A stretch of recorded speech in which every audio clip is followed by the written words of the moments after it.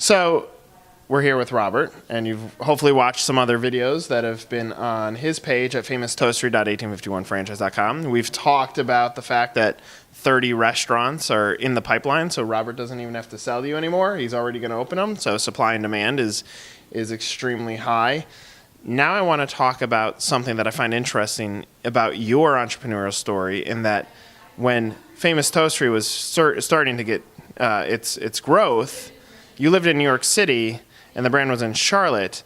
What I find interesting about that is that helpful to saying, you know what, we can actually open in Texas, that we don't necessarily have to open in concentric circles because of our training and the way that we operate in this business, and the fact that our franchisees are very interested in scaling very quickly. So loaded question, but plenty to answer.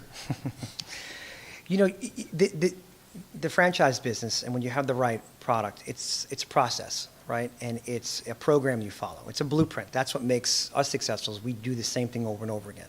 So whether you're in New York, or whether you're in Charlotte, and at the time for years I was going back and forth to figure it out. I made a change because it was really starting to take off and you wanted to just be there.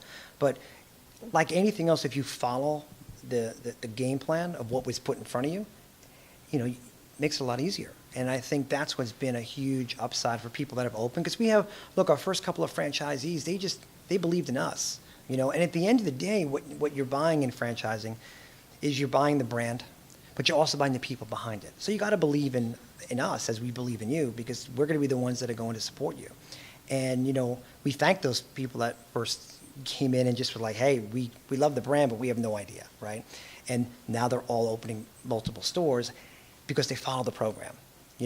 No one's perfect, but I think we have something that's close, and we have people following the program, which equals more stores, which equals people making money, which equals people that are happy with what they chose. Okay, so you just said that you'll buy based on those that are in leadership. So you, having been a successful entrepreneur in other areas of business, do you find that that's relatable to someone who's saying, you know what, I'm buying into you because you bought into this brand, and I believe that what you touch has the potential to turn to gold? Is that a part of the discussions in the discovery process?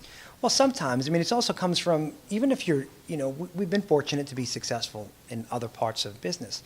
But I like to talk about the things you're not successful about, because that's what you learn the most of. When 2008 came, there was a lot of things you had to deal with. And you had two choices. You run away, or you run towards it, and you fix broken things.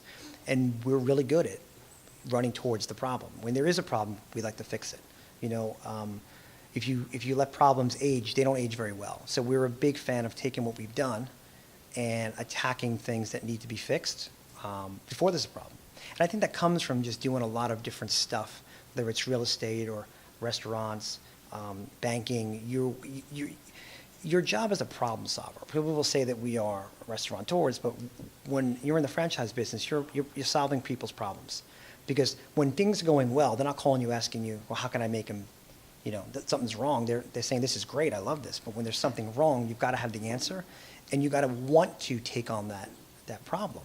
And that's what I see as a big upside for us. And even in the negotiations of stuff, when you've done so many different deals, it makes a lot of the other keys to this much easier. Lease negotiations, finding locations, coming up with weird situations that you'll find with landlords. You've got to be ready to take it on. You've got to have the attitude like we have, like bring it on. Because the only thing that's most important to us is making sure the franchisee has a great deal, especially in real estate. It's like fiduciary responsibility, but this brand does not grow unless franchisees are successful, right? So we can have 40 of them open, and then one guy doesn't do well. That's a problem for the whole brand. So, we're motivated by the fact that everyone's got to be successful, everyone's got to be happy, and everyone's got to be making money. So what I love about that, and maybe I'm wrong, but is Famous Toastery just the widget then? Is what you've learned as an entrepreneur, you could apply this to anything. So whatever you do next, people that are getting into the system should follow wherever you go. Well, the truth is, it's not. You make a very good point. It is the widget to some extent. It's a brand that we love, that we're passionate about. I can talk all day about it, so that helps, right? If you don't have the passion for it, it's like not worth doing, right? And I know it's a buzzword, but I love it, right? But if you're doing something else, and there's a lot of parts of this business that are not, related on a typical basis that you get to solve, right? So yes, you have to have that, foresight and thinking about when and if something goes wrong, how do you fix it, and having the general knowledge. If you just start a company, you're going to have your ups and your downs. But we've been through a financial war in 2008, 2009, and survived. And that's what you bring to the table. That kind of like that marine spirit of just wanting to get to the finish line, which we love.